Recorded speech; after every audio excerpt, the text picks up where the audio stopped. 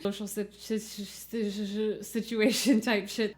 I'm so tired. God, this is a shit show. You're the golden return, got the strength to carry on,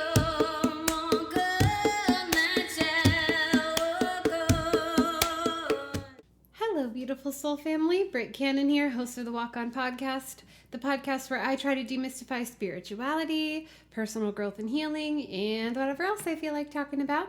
This week's episode is called The Golden Rule, and it is about the rule, this tenet or philosophy that exists across many different religions, many different philosophies. It's in a lot of different spiritual texts, and it basically boils down to treat others how you want to be treated. Before we get started, do me a favor and don't forget to like, share, comment, and subscribe. Click that notification bell to get notified when I post new videos. I'm doing guided meditations every week. I'm introducing a limerence in pop culture series.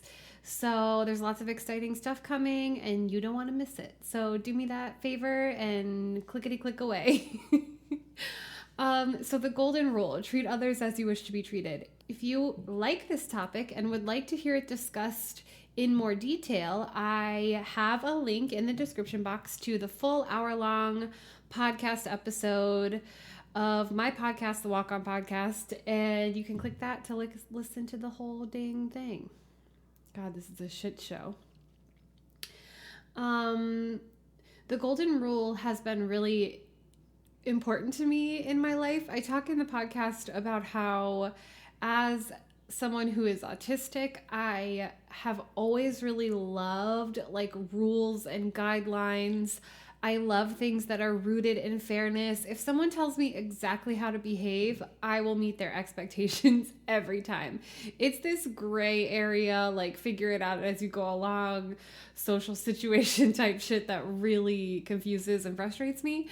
So when I hear things that are really simple, like let your conscience be your guide, or treat others as you wish to be treated, I'm like, got it, easy, will do.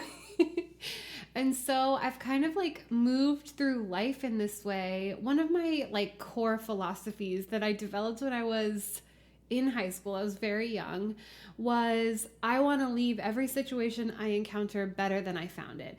And while some people I've encountered would disagree with this statement, I would like to say that I have, that even if my walking away hurt someone, even if my growth caused a rift, even if, things didn't work out the way we wanted them to, for most people I've encountered, they have been positively affected by my presence. And that's because I try to keep this golden rule in mind as I navigate relationships with other people. So I never ask for anything that I wouldn't be willing to give. And that's a really good place to start, because I think sometimes a lot of toxic relationships are rooted in these double standards where like, I'm going to ask you for a thing that I am never, ever going to give you. Like, I'm allowed to go through your phone, but you're not allowed to go through mine. Or like, you better respond to my texts immediately, but I'm allowed to go AWOL for months at a time. Like some toxic people have these like double standards. Another thing I talk about in the podcast a lot is like the more challenging sort of conflict, like high conflict people that I've dealt with in my life are also the most insecure. So like they're super duper duper demanding and nitpicky, and like you can never get it right, you can never be perfect for them. Like you're doing this wrong, you're doing that wrong, it would be better if you could do it this way. But they cannot take what they dish out. So like if you make one little innocuous comment that triggers them, that's it, they can't handle it. And I just think that's really interesting, that the people who live the most out of alignment with the golden rule expect the most preferential treatment. And I think that is just like really interesting and tends to be, in my experience, just like pretty true. I always say that I think abusers kind of follow, or like toxic people, they follow almost like a manual, like the way they all have the same patterns, the same tactics, the love bombing, the devaluing, the discarding, the intermittent reinforcement, and all that kind of stuff. It's just like, how do they all know to do the same things? It's like they all read a book. And I think this double standard in regard to treatment is another thing that comes up a lot in these types of relationships with those types of people. Treating someone how you'd like to be treated is it's a test of integrity, right? Because like going into, like, for me, I would like to be given the benefit of the doubt. I would like to, if I like make a mistake, because I'm imperfect, if I miscommunicate something, if I hurt someone's feelings by accident, if my being chronically ill and canceling on someone makes them upset, or if I forget about something important, or, just like any of the multitudes of ways that people can fuck up. If I do that, I would like to be given the benefit of the doubt. I would like to be given the respect and the just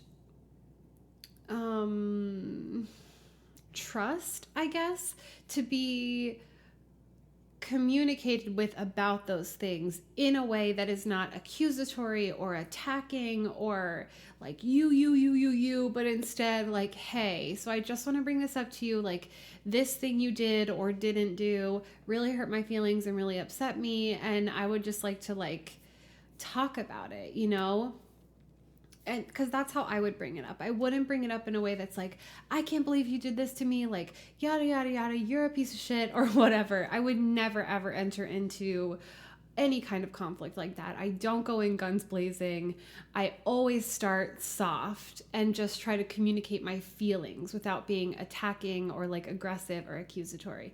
And so I expect the same respect and the same like conscious or mindful communication that I'm trying to give somebody else. That's not to say that it always goes that way. It often doesn't, because it does take two to tango. But in staying in my integrity, I have occasionally been able to kind of like close the gap, and disarm people in those kinds of tough situations. So like where someone was coming in really aggressive with me, if I just stood still and stayed calm and treated the person how I want to be treated, sometimes it does kind of make them relax and like cause them to put their weapons down and put their shields down, and then we can communicate from a healthier place. If not, then sometimes I will say like, I don't think we're in the right headspace to have a conversation about such an emotional topic. So like maybe we could table this and come back to it at another time when we're feeling less like, volatile or emotional or whatever. It doesn't always go good. It's not always received well. And a lot of times people mistake like calmness or stoicism or even like maturity or groundedness or emotional intelligence for condescension or coldness, or some people find a way to disrespect or to find anything disrespectful. If they want to be mad, they want to be mad, and there's nothing you can do about it. And this is how interactions on the internet often go, where like you're coming from a place of just like, I just want to like say a thing and have a conversation or whatever, and then someone's like, I can't believe you would say this. I can't believe you wouldn't cover all the many facets of this topic that you're touching on in 140 characters or whatever. And sometimes you just gotta like let it go. If I am acting, like if I'm feeling really anxious, if I'm having an autistic meltdown or shutdown moment and I'm like being a little bit of a cranky pants, what do I expect in that moment? Well, I expect a little patience, a little understanding, a little like sort of acceptance of my humanity, acceptance of my flawedness, acceptance of the things that I struggle with. And I don't think that's too much to ask for. But when someone else I'm dealing with is going through their own version of that, whatever it might be, then I also have to step into my integrity, put my ego aside, and give them what I would like to receive. And I think at the heart of it, that is what the golden rule is about. It's about like, how do you want to be treated? What is your ideal situation? Like, what does respect mean to you? What does integrity mean to you? What makes you feel safe? What makes you feel loved? What makes you feel seen?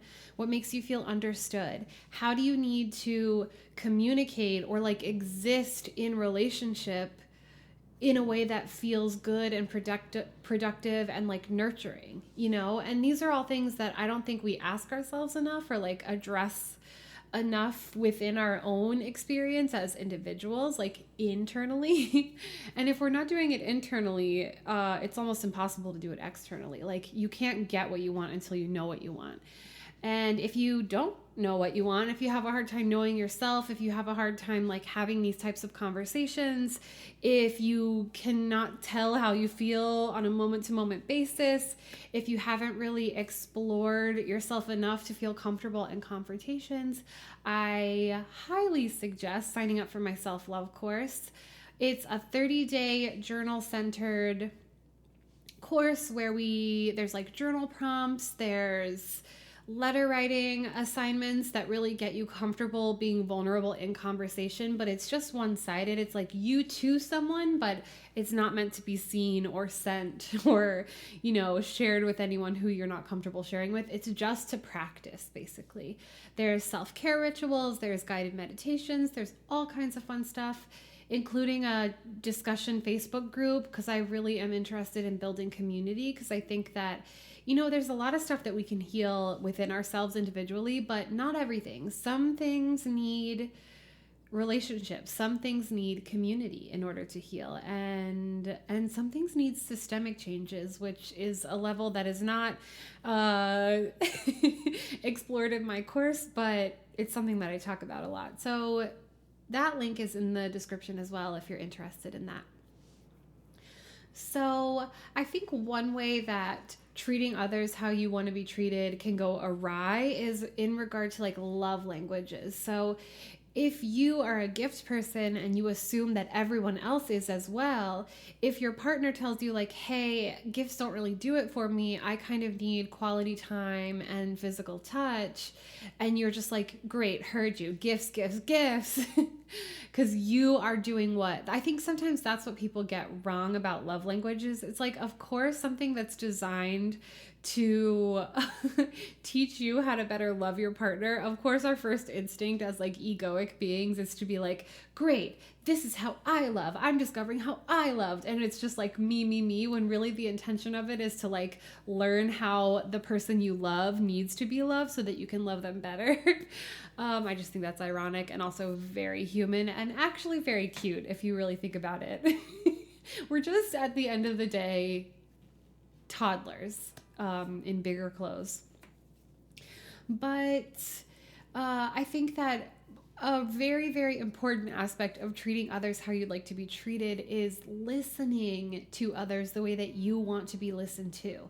You know, if someone's sharing their truth with you, if someone is sharing like, this is how I need to be loved, that's a very vulnerable thing to communicate. That's a very like raw and naked thing to share. That's a deep insight into how that person works. Or even like on the other side of the coin, like, this is the way that I'm wounded. This is the way that I have been hurt in the past. And these are the things that like feel a little bit like landmines in my own subconscious. And so like, these are the things that I need you to kind of keep in mind as you learn how to love me. And you know, it can feel,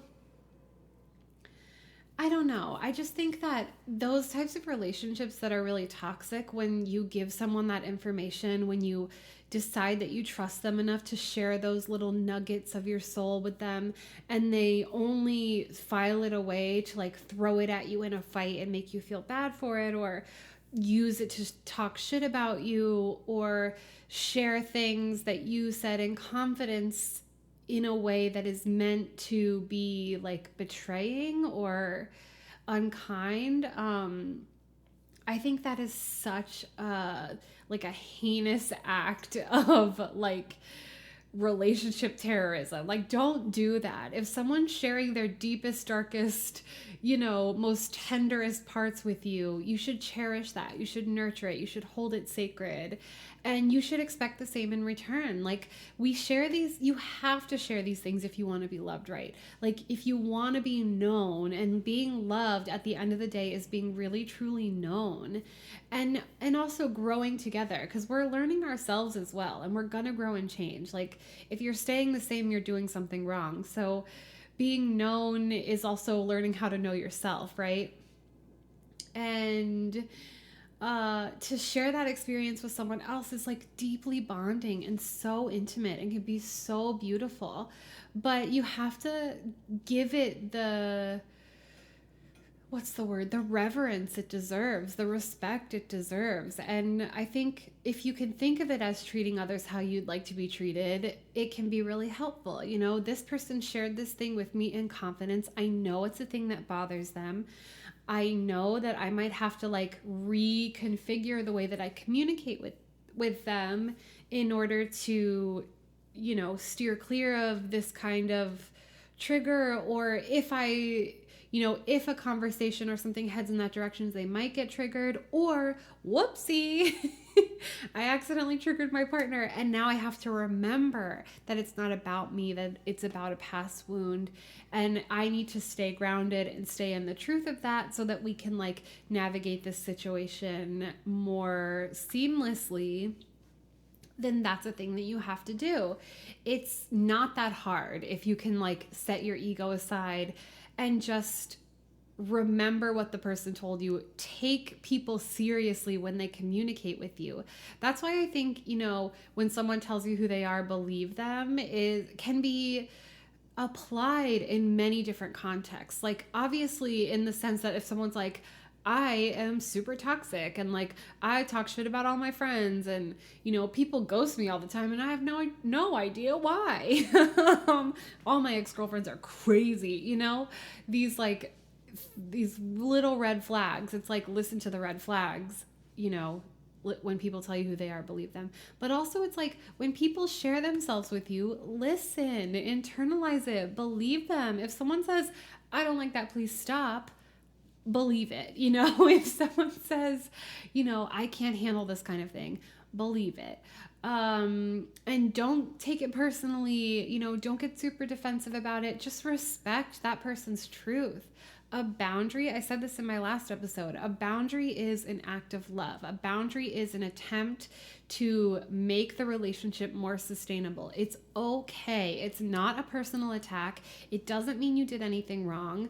It doesn't mean you're a bad person. It's no reflection on you. It's just an opportunity to listen to and give the person you love what they need. And that is beautiful. So if this resonated with you, if you like this kind of content, don't forget to like, share, comment, and subscribe. All the links to everything is down below. And in the following week, I just challenge you to be a little bit softer as you move through the world, to really consider how you'd like to be treated in your relationships, at work, with your friends, with your family, and then try to give people the same respect that would make you feel safe and would make you feel loved and make you feel seen, and see what it does for you. In fact, if you feel any kind of like shift or transformation as you move about your life in this way, let me know. I would love to hear from you. Thank you so much for watching. Thank you so much for doing the work.